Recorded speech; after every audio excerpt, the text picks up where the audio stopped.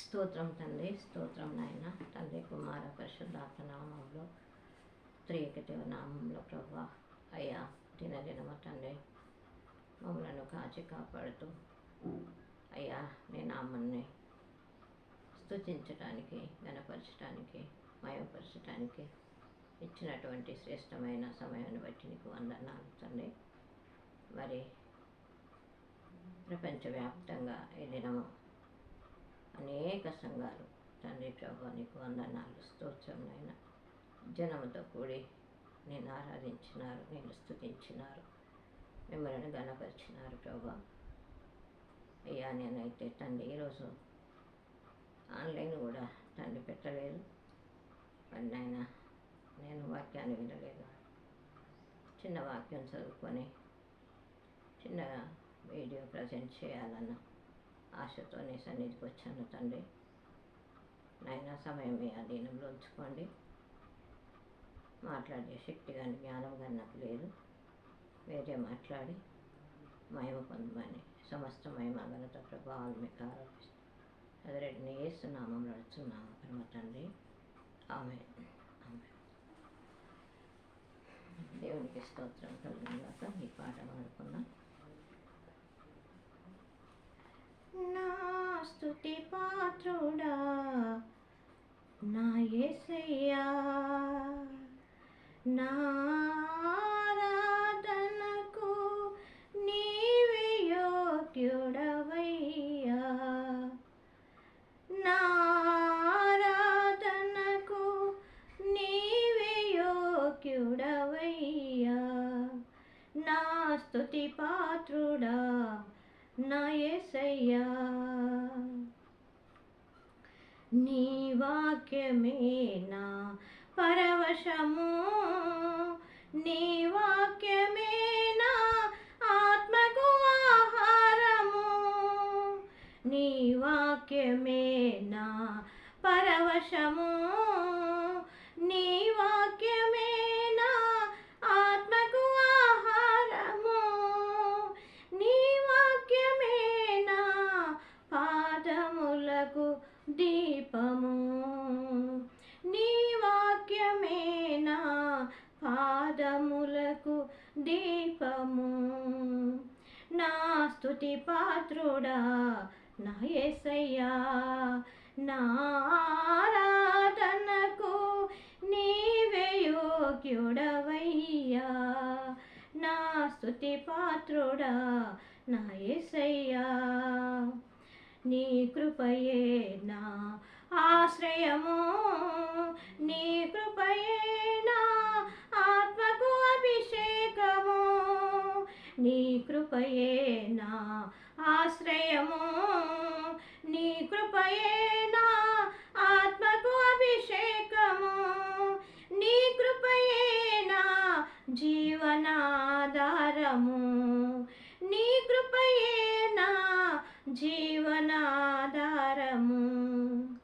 నా స్తుతి పాత్రుడా నా యేసయ్యా, నా ఆరాధనకు నీవే యోగ్యుడవయ్యా, నా స్తుతి పాత్రుడా నా యేసయ్యా. నీ కృపయే నా ఆశ్రయము, నీ కృపయే నా ఆత్మకు అభిషేకము, నీ కృపయే నా ఆశ్రయము, నీ కృపయే నా ఆత్మకు అభిషేకము, నీ కృపయే నా జీవనాధారము, నీ కృపయే నా జీవనాధారము. నా స్తుతి పాత్రుడా నా యేసయ్యా, నా ఆరాధనకు నీవే యోగ్యుడవయ్యా, నా ఆరాధనకు నీవే యోగ్యుడవయ్యా, నా స్తుతి పాత్రుడా నా యేసయ్యా. నీ సౌందర్యము యెరూషలేము, నీ పరిపూర్ణత సీయోను శిఖరము, నీ సౌందర్యము యెరూషలేము,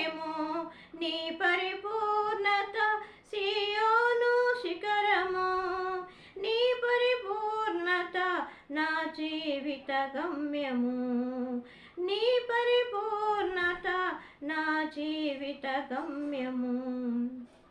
నా స్తుతి పాత్రుడా నా యేసయ్యా, నా ఆరాధనకు నీవే యోగ్యుడవయ్యా, నా ఆరాధనకు నీవే యోగ్యుడవయ్యా, నా స్తుతి పాత్రుడా నా యేసయ్యా. యేసయ్యా నా యేసయ్యా, యేసయ్యా నా యేసయ్యా, యేసయ్యా నా యేసయ్యా, యేసయ్యా నా యేసయ్యా. హల్లెలూయా. దేవునికి స్తోత్రం కలుగునుగాక,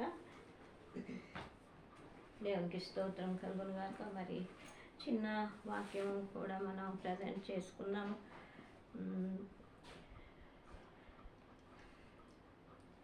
పాత నిబంధన గ్రంథము ఆదికాండము 29వ అధ్యాయము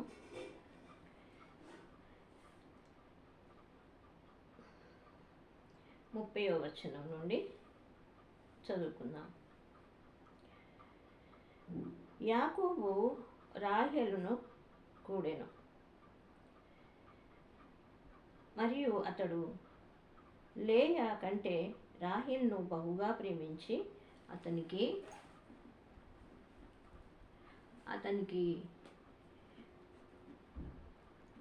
మరి 7 ఏండ్లు కొలువు చేసెను. లేయా ద్వేషింపబడుట యెహోవా చూచి ఆమె గర్భము తెరిచెను. రాహేలు గొడ్రాలై ఉండెను.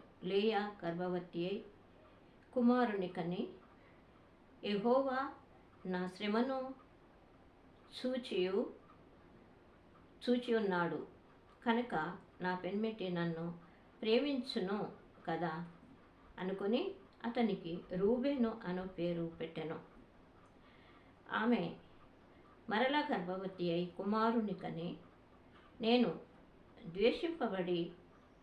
పడితినన్న సంగతి యెహోవా విన్నాడు కనుక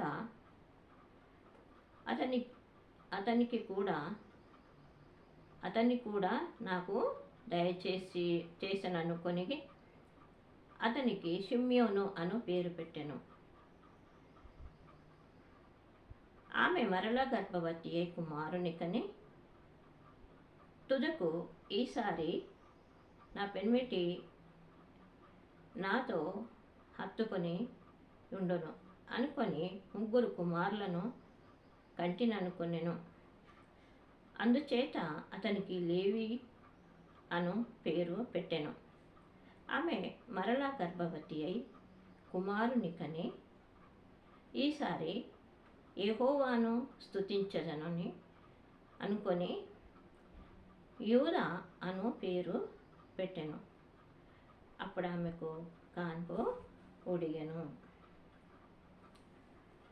దేవునికి స్తోత్రం కలుగునుగాక. మరి ఈ వాక్య భావము యాకోబును గురించి, యాకోబుకు ఇచ్చినటువంటి లేయా రాహేలు గురించి తెలియజేస్తూ ఉంది. దేవునికి స్తోత్రం. ఏంటిదంటే, అన్నతోటి వైరం కలిగింది యాకోబుకు. ఎందుకంటే ఆయన జ్యేష్ఠత్వమును తీసుకున్నాడు. తర్వాత ఆశీర్వాదాలు కూడా, అన్నకు రావాల్సిన ఆశీర్వాదాలు కూడా యాకోబు తీసుకున్నాడు, ఏశావు యొక్క ఆశీర్వాదాలు. ఆ విధంగా భయంతో ఆందోళనతో తల్లి నువ్వు ఇక్కడి నుంచి వెళ్ళిపోయి మామ దగ్గర ఉండిపోబిడ్డ అన్నప్పుడు ఆయన చక్కగా దారి పట్టుకొని వస్తూ ఉంటాడు. దేవునికి స్తోత్రం. సరే, మధ్యలో ఒక నైటు పడుకుంటాడు. ఒక ఎడారి ప్రాంతంలాగా ఆ నిద్ర వచ్చిన చోట పండుకున్నప్పుడు అక్కడ దైవ దర్శనం అవుతుంది. ఆ తర్వాత రాహేలు ఉన్నటువంటి ఆ దేశానికి, ఆ గ్రామం దగ్గరికి వచ్చినప్పుడు మరి రాహేలు మందలతో కలిసి వచ్చినప్పుడు రాహేలు మందకు మరి నీళ్లు చేతికొస్తాడు, ఆమెతో ప్రీతిగా మాట్లాడతాడు. మరి నేను నీ మేనత్త కొడుకును, మరి మీ ఇల్లు ఎక్కడున్నదో నన్ను తీసుకొని వెళ్ళమంటే రాహేలు తీసుకొని పోతుంది. కొన్ని రోజులు మరి లాబాను మేనమామ లేయా రాహేలు తండ్రి కొన్ని రోజులు మరి వారితో కలిసి ఒక బంధువులా ఉన్నాడు. కానీ అక్కడనే ఏదైనా పని చేసుకోవాలన్నప్పుడు మేనమామ మందను కాస్తున్నాడు అన్నమాట. మేనమామ మందను, గొర్రెల మందను కాస్తున్నాడు. అయితే రాహేలు మీద యాకోబు మనసు ఉన్నదన్నమాట. రాహేలు మంచి సౌందర్యవతి కాబట్టి ఆమె నేను వివాహం చేసుకోవాలి అని చెప్పి అనుకుంటాడు. అనుకుని 7 ఏళ్ళు ఆమెను పెళ్లి చేసుకోవాలన్న ఉద్దేశంతో లాబాను, ఆమె అయినటువంటి లాబాను 7 ఏళ్ళు నువ్వు నా పని గొర్రెల మేపు, అప్పుడు మీకు నా బిడ్డనిచ్చి చేస్తా అంటే, అలాగే 7 సంవత్సరాల తర్వాత మరి వివాహ దినం ఒక దినము వారిని ఇద్దరిని సమకూర్చేటువంటి దినం వచ్చినప్పుడు పెద్దదుండగా చిన్నదాన్ని నేను ఎలా పెళ్లి చేయాలి అనుకొని, మరి ఈ సంప్రదాయము మరి ఎవరు ఒప్పుకోరు. పెద్ద ఆమె ఉండగా చిన్న ఆమెకు పెళ్లి చేస్తే ఆమెకెందుకు చేయలేదు, కారణం ఏంటిదని అనేక రీతులుగా మాటలు వస్తాయి. కాబట్టి ఆమెకి చేయాలన్న ఉద్దేశం అప్పటి ఆచారం ప్రకారం కొత్త బట్టలు కట్టి వారిని ఐక్యపరచడం. అలాగా మరి ఐక్యపరిచిన తర్వాత లేయాను పంపిస్తాడనమాట. లేయతో మరి ఆయన ఐక్యపరచబడ్డాడు. తర్వాత తెల్లవారు చూసే వరకు ఆమె జబ్బు కన్నది అని వాక్యం ఉన్నది. సరే, నేను రాహేలుగా అడిగిన కదా నిన్ను, లేయాని ఇచ్చి పెళ్లి చేసినామంటే, అయ్యా మా దేశ సంప్రదాయం అదే, పెద్దవాళ్ళు ఉండగా చిన్నవాళ్లకు పెళ్లి చేయకూడదు, కాబట్టి నేను పెద్దమ్మాయినే నీకు ఇచ్చిన అని చెప్పి ఆయన చెప్పుకుంటాడనమాట. లాబాను చెప్పుకున్న తర్వాత మరి మళ్ళీ 7 ఏళ్ళు మళ్ళీ కొలువు చేస్తే నీకు రాహేలు ఇస్తా అని చెప్పి అంటాడనమాట. అలాగే రాహేలు కొరకు మళ్ళీ 7 ఏళ్ళు చేసిండు, మళ్ళీ మందలను కాచిండనమాట. అయితే యాకోబు ఈ సౌందర్యవతి అయినటువంటి అందమైనటువంటి ఆ చిన్నది రాహేలును ఎక్కువ ప్రేమిస్తున్నాడు. ఈమె కొంచెం జబ్బు కన్నది కనుక ఆమెను ద్వేషిస్తున్నాడంటే ద్వేషించడం, దూరం పెడతా ఉన్నాడు అనమాట. ఎక్కువ ఏమని ప్రేమిస్తూ ఉన్నాడు. రాహేలు చిన్న ఆమెను ప్రేమిస్తూ ఉన్నాడు, పెద్ద ఆమెను ద్వేషిస్తూ ఉన్నాడు. అది ఎవరు చూసిండ్రు? ఆకాశమందు ఆసీనుడైనటువంటి యెహోవా చూసిండనమాట.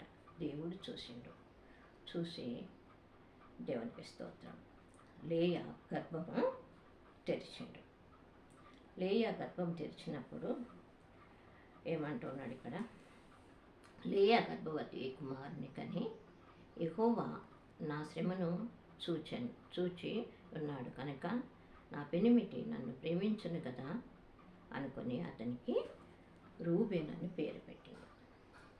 మొదటి కుమారుని పేరు లేయా పెట్టినటువంటి పేరు, నా భర్త నన్ను ప్రేమించాలి అని చెప్పి అతనికి రూబేను అని పేరు పెట్టింది. ఆమె మరలా గర్భవతి అయి కుమారుని కని నేను ద్వేషింపబడితేనన్న సంగతి యెహోవా విన్నాడు గనుక అతనికి కూడా నాకు దయచేసిననుకొని అతనికి షిమ్యోను అని పేరు పెట్టాను. దేవునికి స్తోత్రం. ద్వేషింపబడిన ఆమె అంటే ఆమెను పట్టించుకోలేదు యాకోబు. కాబట్టి మళ్ళీ గర్భవతి అయినప్పుడు మరి రెండో కుమారునికి షిమ్యోను అని పేరు పెడుతుందన్నమాట. షిమ్యోను, నా భర్త నన్ను మనకు చదువుకున్నాము, నేను ద్వేషింపబడినన్న సంగతి యెహోవా విన్నాడు. దేవునికి స్తోత్రం. ఆకాశమందు ఆసీనుడైన వాడు చూస్తున్నాడు, వింటున్నాడు. ఎవరి హృదయ ఆలోచనలు ఏ విధంగా ఉన్నాయో ఆయనకు తెలుసు. దేవునికి స్తోత్రం. ప్రపంచవ్యాప్తంగా కొన్ని కోట్ల ప్రజలు ఉన్నారు. మన ఇండియాలోనే మరి 1,40,00,000 అని చెప్పి అంటున్నారు. దేవునికి స్తోత్రం. ఈ 1,40,00,000 మంది వారి వారి హృదయ ఆలోచనలు పక్కనున్న తండ్రికి తెలియకపోవచ్చు, తల్లికి తెలియకపోవచ్చు, భర్తకు తెలియకపోవచ్చు, భార్యకు తెలియకపోవచ్చు. కానీ ఆ హృదయ రహస్యాలు ఎరిగినటువంటి దేవుడు, ఆయన నిర్మించినటువంటి ప్రజలం కాబట్టి మన ఆలోచన యావత్తు కూడా ఆయనకు తెలుసు. దేవునికి స్తోత్రం. కాబట్టి ఆయన వింటున్నాడు అన్నమాట. రాహేలును ప్రేమిస్తున్నాడు, లేయాను ద్వేషిస్తున్నాడు. అది చూసినటువంటి దేవుడు రెండోసారి గర్భం తెరిచినప్పుడు ఆయనకు ఆ చిన్న పుట్టిన బాబుకు షిమ్యోను అని పేరు పెట్టిందనమాట. దేవునికి స్తోత్రం కలుగునుగాక. ఆమె మరలా గర్భవతి కుమారుని కని తుదకు ఈసారి నా పెనిమిటి నాతో హత్తుకొని ఉండును, అతనికి 3 కుమారులు కంటిననుకొని అందుచేత అతనికి లేవి అని పేరు పెట్టాను. దేవునికి స్తోత్రం. 3వసారి కూడా దేవుడు గర్భం తెరిచిండాను. 3వసారి గర్భం తెరిచినప్పుడు నా దేవుడు నన్ను గర్భం తెరిచిండు. మరి నా భర్త యాకోబు నన్ను ప్రేమిస్తాడు అని చెప్పి ఆ 3 కుమారులను మరి 3వ కుమారునికి లేవి అని పేరు పెట్టిందనమాట. దేవునికి స్తోత్రం.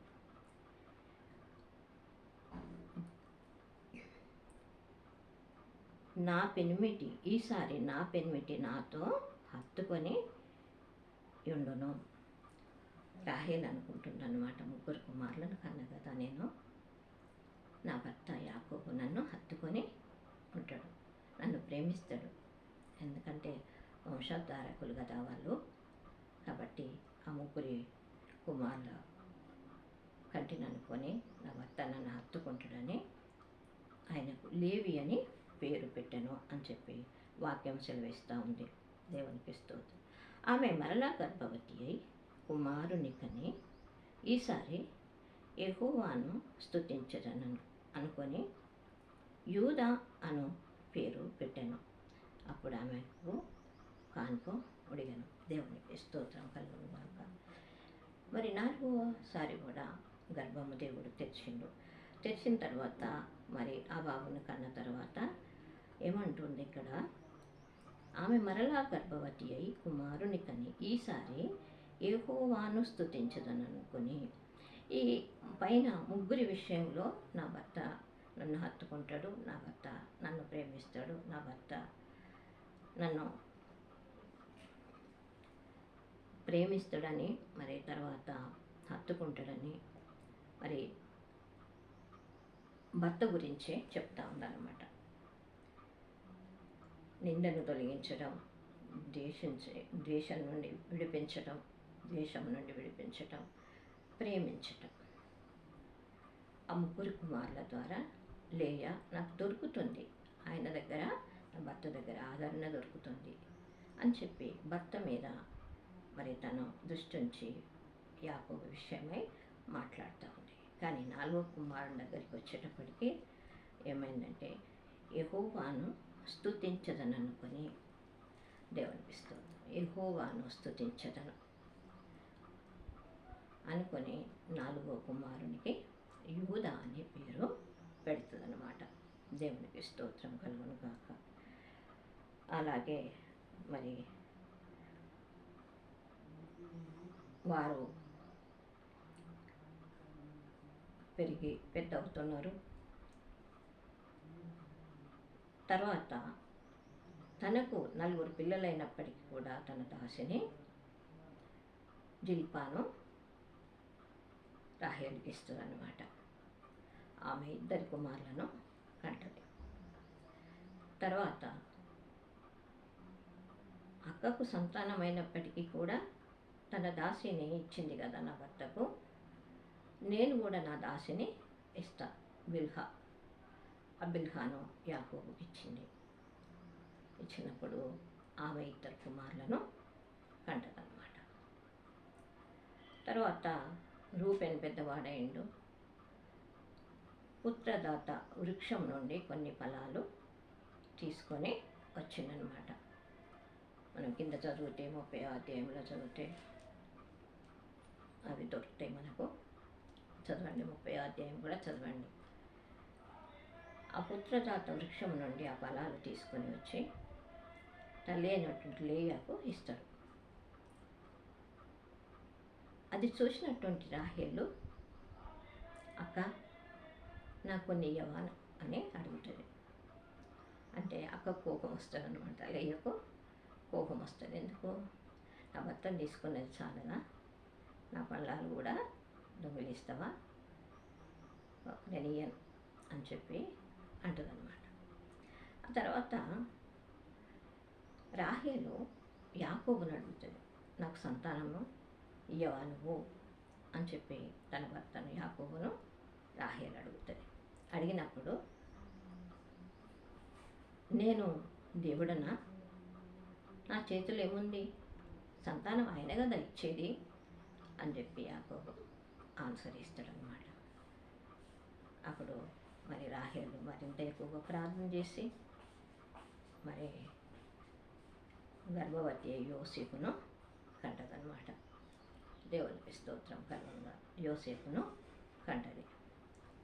తర్వాత యాకోబుకు మరి జీతంతో పాటు మరి అక్కడ ఉన్నటువంటివి 4కి 4 గుడారాలు వేసి వారిని చూసుకునేవారు. తర్వాత ఇచ్చే జీతము మచ్చలు పొడలు కలిగినటువంటి గొర్రె పిల్లలను ఇచ్చేదన్నమాట జీతంగా. నీకు ఎంత కావాలో కోరుకోమనంటే, ఏదో ఈ మామ మచ్చలు పొడలు ఉన్నాయి నాకు అని చెప్పి యాకోబు లాబానుతో మా అమ్మతో అంటాడు. అన్నప్పుడు ఆయన ఏం చేసిండంటే మచ్చలు పొడలు ఉన్నటువంటి యాకోబుకు జీతంగా ఇచ్చిండు. అయితే దేవుడు ఏం చేసిండంటే వాటిని మళ్ళీ అవి ఈయన పిల్లలు ఎట్లా ఉన్నాయంటే, మళ్ళీ గొర్రె పిల్లలు మచ్చలు పొడలు ఉన్నటువంటివే దేవుడు వారికి అనుగ్రహించాడు. అయితే అవే చిత్తం కదా, ఎక్కువ మచ్చలు పొడలు ఉన్నటువంటివే ఆ పిల్లలను పెడతా ఉన్నాయి. కాబట్టి ఆ జీతం అంతా కూడా ఈయనకు సమృద్ధిగా అయిపోతుంది, ఎక్కువ అయిపోతుంది అన్నమాట. అది చూడలేక మరి లాభాన్ని కొంచెం ఈర్ష్యపడ్డట్టుగా మరి దేవుడు చెప్తాడు, యాకోబు నువ్వు ఇక్కడ ఉండకు, నీవు వచ్చిన చోటుకే తిరిగి వెళ్ళు. ఎందుకంటే నీ ఆస్తి అధికమవుతుంది, మందలే కానీ మరి నీ పిల్లలే కానీ సంతానం కానీ. కాబట్టి నీ మామ నీ మీద విషపు చూపు పడకముందే ఇక్కడ నుంచి వెళ్ళిపోమన్నప్పుడు ఆయన చెప్పి పెట్టకుండా మరి భార్యలను ఇద్దరిని మందల కాడికి పిలిపించుకొని, అమ్మ ఇది విషయం, దేవుడు పొమ్మంటాడు, మనం పోదామా అంటే, మీ ఇష్టమే మా ఇష్టమయ్యా అని చెప్పి అంటారు. అన్న తర్వాత వీరిని అందరిని తీసుకొని ప్రయాణం అవుతాడు. మందలను మరి భార్యలను పిల్లలను తీసుకొని ప్రయాణం అవుతాడు. అప్పుడు ఆమె మరి గర్భవతి రాహేలు రెండో గర్భం ధరించినటువంటి. అంతేకాదు గర్భం ధరించడం కాదు, కానీ అక్కడ గర్భం ధరించిన దానికంటే దొంగిలించింది తండ్రి యొక్క గృహదేవతలను, బంగారం వెండితో చేసినటువంటి మరి ఆమె దొంగిలించి ఒక బ్యాగ్లో పెట్టుకొని మోసేసిందనమాట. లాబాను మరి ఆ గుడారాలలో తిరిగినప్పుడు, అయ్యో నా గృహదేవతలు లేవు, వెండి బంగారంతో చేసినవి, ఎవరు తీసింది అంటే ఎవరి దగ్గర దొరకవు. ఈమె ఒంటే ఏదో సామాను ఉన్న దాంట్లో పెట్టిందనమాట, ఒక బ్యాగులో పెట్టి దాని మీద కూర్చున్నాను. నేను లేవలేను తండ్రి అని చెప్తుందనమాట. అయితే యాకోబు ఒక మాట అన్నాడు. మామ అయినటువంటి లాబాను నా గృహదేవతలు ఎవరు తీసిండ్రు అన్నప్పుడు యాకోబు సడన్గా అనేస్తాడు, ఏమని, నీ గృహదేవతలు ఎవరైనా దొంగిలిస్తే వారు మరణం అవుదురుగాక అని చెప్పి యాకోబు చెప్తాడనమాట. మరి అందరూ వెళ్ళిపోతూ ఉంటారు. తర్వాత యాకోబు లాబానుకు తెలిసి అతడు మరి కొంతమందిని తీసుకొని ఫాలో అవుతారు. దేవునికి స్తోత్రం. మరి ఏ మాట అయితే యాకోబు పలికిందో, ఆమె ప్రయాణంలో కాన్పై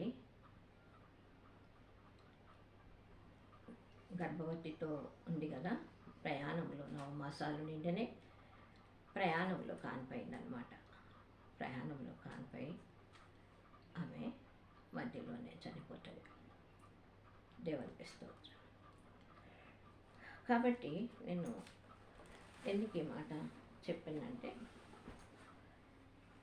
మనుషుల చేత ద్వేషింపబడినప్పుడు, మనుషుల చేత విసిగించబడ్డప్పుడు, మనుషుల చేత శోధనలు ఎదుర్కొన్నప్పుడు దేవుడు మనల్ని ప్రేమిస్తాడు. లేయాను యాకోబు ద్వేషించిండు, కానీ సర్వశక్తిమంతుడైనటువంటి దేవుడు లేయాను ప్రేమించిండు. దేవునికి స్తోత్రం. నేను గృహదేవతలు తీసుకోలేదని అబద్ధమాడింది యాకోబు. ఎవరు తీసుకుంటే వారు చనిపోదురని ఒక మాట మాట్లాడిండు. అబద్ధానికి ఆయన మాట తోడై మధ్యలోనే రాహేలు, అంత గాఢంగా ప్రేమించినటువంటి రాహేలు, స్వచ్ఛమైన ప్రేమించినటువంటి రాహేలు ప్రయాణంలో మధ్యలోనే చనిపోతే అక్కడే సమాధి చేస్తారు మధ్యలో అని. లేయా జీవితాంతం బ్రతికున్నన్ని రోజులు ఆయనకు తోడుగా ఉంటూ వచ్చింది. రాహేలుకు పుత్రరాత వాళ్ళు ఇవ్వబడలేదు, కానీ లేయకు ఇచ్చినప్పుడు మరొక 2 సంతానము అయింది. లేయకు 6, రాహేలుకి 2, జిల్పాకి 2, బిల్హాకి 2, మొత్తం 12 మంది సంతానము యాకోబు. చూడండి, ఆశీర్వదించండి, దేవుని దీవెనలు పొందండి. ఆమె